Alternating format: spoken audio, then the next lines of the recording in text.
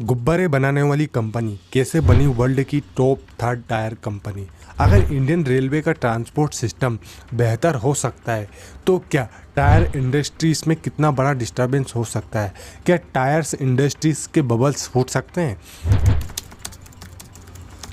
हम में से ज़्यादातर लोगों को मालूम ही नहीं है कि एमआरएफ यानी कि मद्रास रबर फैक्ट्री अपने राइजिंग के टाइम पर गुब्बारे बनाया करती थी। इसके पीछे का कारण था कि के.एम. मम्मन पिल्लई के पिताजी का अखबार और बैंक चला करता था, लेकिन आज़ादी के आंदोलन में शामिल होने के कारण इन्हें 2 साल की जेल हो गई और अखबार और बैंक पर ताला लग गया और उनकी पूरी संपत्ति को जब्त कर लिया और अच्छा खासा परिवार रोड पर आ गया। इनके पास सर ढकने की भी जगह नहीं थी। जैसे तैसे के.एम. मम्मन पिल्लई ने अपनी ग्रेजुएशन की डिग्री कंप्लीट की। इसके बाद उन्होंने अपने रिश्तेदारों से पैसे उधार लेकर एमआरएफ यानी कि मद्रास रबर फैक्ट्री खोली, जो कि गुब्बारे बनाया करती थी और बनाकर खुद ही बेचा करते थे। कुछ समय तक तो इन्होंने यही किया, लेकिन बाद में इन्होंने अपने चचेरे भाई जो कि टायरों पर रबर चढ़ाया करते थे, जो कि विदेश से मंगवाते थे, इनकी मदद से वे रबर भी बनाने लग गए और 1956 आते आते टीट रबर इंडिया में 50% का हिस्सेदारी एमआरएफ ने कर ली थी। फिर एक नया प्रोडक्ट एमआरएफ ने मार्केट में उतारा, वो थे टायर्स। 1961 में यूएसए की एक मैन्सफील्ड कंपनी से टाई अप करके टायर बनाना शुरू किया और पहली इंडियन कंपनी भी बनी जो कि टायर एक्सपोर्ट करने वाली थी यूएसए मार्केट में। और एमआरएफ ने उसके बाद कभी पीछे मुड़ के नहीं दिखा। लेकिन हाँ, मैन्सफील्ड कंपनी ने बाद में हिस्सेदारी छीन ली थी, लेकिन इन्होंने ज़्यादा इफेक्ट एमआरएफ पर नहीं पड़ा।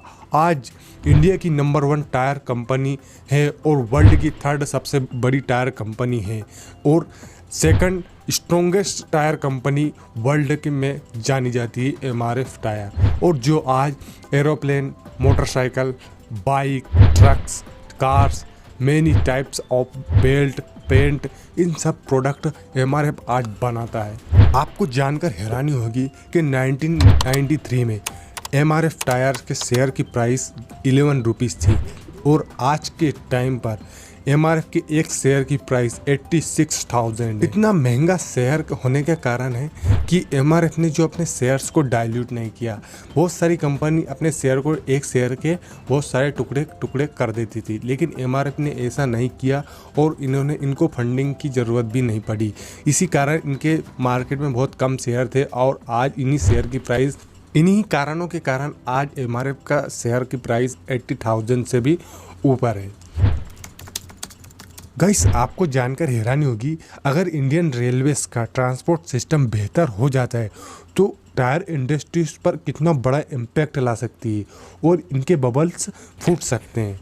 गाइस, अगर इंडियन रेलवेज मालगाड़ीज़ के लिए अलग पटरीज, पैसेंजर ट्रेन्स के लिए अलग पटरीज, अगर इंडियन रेलवे अपने इंफ्रास्ट्रक्चर पर ध्यान दे, अगर मालगाड़ीज़ के लिए 2-2 पटरीज और पैसेंजर के ट्रेन्स के लिए 2-2 पटरीज, लेकिन अभी तो एक पटरीज पर ही ये चीज़ें चल रही है। अगर ये इंडियन रेलवेज बढ़ा देती है तो ये टायर्स की जो डिमांड है ये बहुत ही कम हो जाएगी और इनका बबल्स फूट सकता है।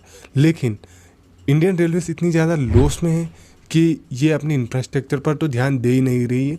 ये सिर्फ अपने ट्रेन से और मालगाड़ीज़ बढ़ाया जा रही है और वो लेट हो रही है, माल टाइम से पहुंच नहीं रहा है, तो ज़्यादातर कंपनीज अपने माल्स को ट्रकों से पहुंचा रही है और ज़्यादातर इंडिया में आज भी बहुत ज़्यादा ट्रांसपोर्ट सिस्टम ट्रकों से ही हो रहा है और इसी कारण इन टायर्स की डिमांड बहुत ज़्यादा रहती है और ये कंपनीज अपना अच्छा खासा प्रॉफिट बना रहती है। गाइस, इंडियन रेलवेज़ का जो ट्रांसपोर्ट सिस्टम है ये कितने टाइम में बेहतर हो सकता है, कमेंट में ज़रूर बताना।